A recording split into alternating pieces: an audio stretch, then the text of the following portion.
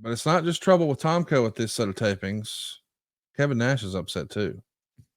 It's written, Nash walked out of the tapings as well. He has a creative control deal where he has to approve of whatever they book for him in his contract. He was booked on the July 29th show, which would air on August 7th, for a Weapons Gauntlet Royal Rumble style match, as well as an interview. He was already mad at TNA because at the Victory Road show, he had a scheduled vacation until the 15th. And that pay-per-view, of course, was the 13th.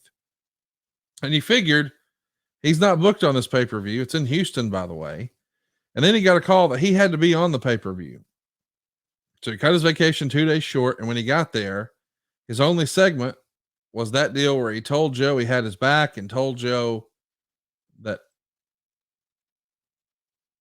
not under any circumstances did he have to worry about him.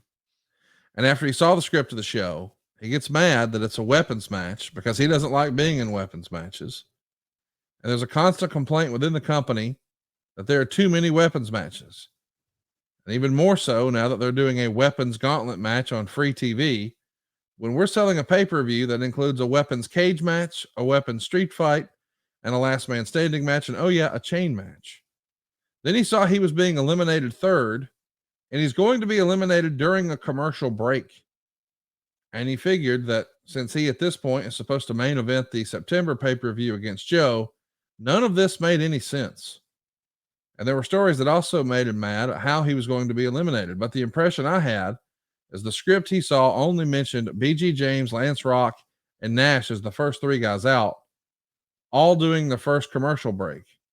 Nash said he wasn't doing it and went home. And while that would have been it for 90% of the people on the roster, obviously he knew he'd get away with it. And even people who aren't enamored with Nash were not criticizing him for this one.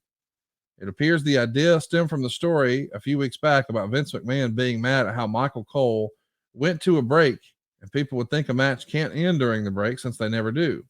Russo saw this as one of those things that never happens in wrestling, so he wanted to do it. But instead of having one guy eliminated, well, if one guy is good, then three must be better. What do you remember about Kevin being frustrated? Do you remember the hurt feelings about cutting the vacation short? And where did you stand on this whole, hey, yeah, it doesn't make sense that nobody ever loses a match during a commercial break. Maybe we should. And Kevin Nash saying, not today. If Kevin was hot, it wouldn't be the first time, wouldn't be the last time. But me and Kevin always had a good relationship. And if he didn't really like something, he would either come to me or text me.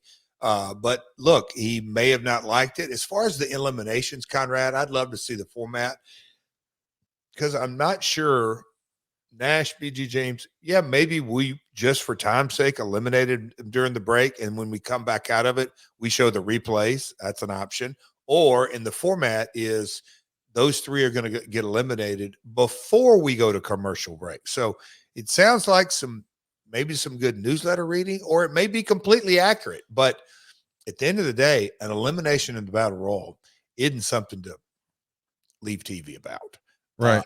And the pay-per-view verbiage, him coming back early, if that is the reality, look, nobody likes their vacation cut short, but kind of going back to the Tomko set of circumstances, when you're writing TV, you kind of want to write TV with your crew.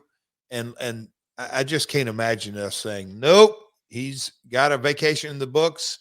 We told him we could have off, and we're going to renege on that. I just don't see that happening. But again, good story for a newsletter. Meltzer would say, you guys had some house shows for 3 days before you do 2 days of TV. So maybe it's just 5 days of these guys working together. Not that Nash was on all those house shows, but Tomko was.